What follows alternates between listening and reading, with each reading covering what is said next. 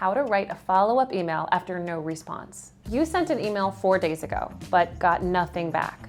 You know you need to send a follow-up, but you don't want to come across as pushy. A successful follow-up email comes down to tone and timing. Here are 3 angles to get it right.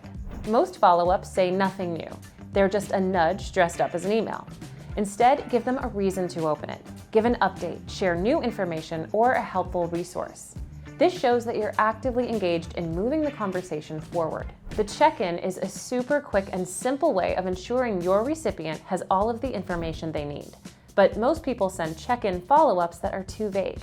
Instead of, "Let me know if you have any questions," be specific.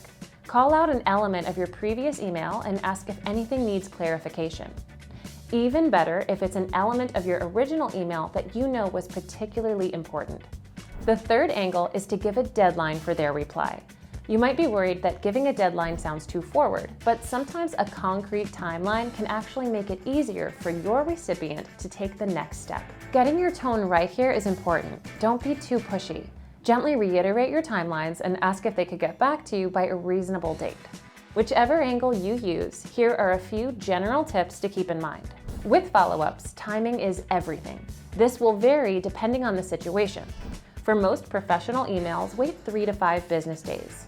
For job applications, allow 7 to 10 days so that the hiring team can review candidates.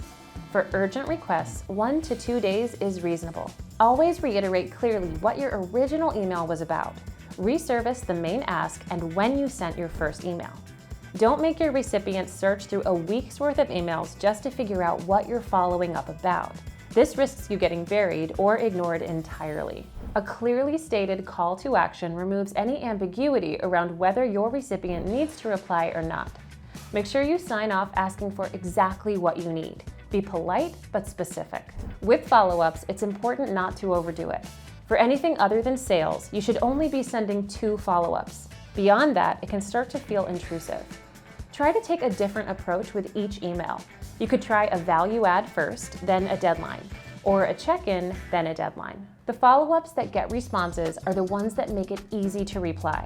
That comes down to the message and the timing. That's where Fyxer comes in. It's the email assistant that drafts replies and follow-ups that sound like you, ready to send at the right moment. Try it for free for 7 days.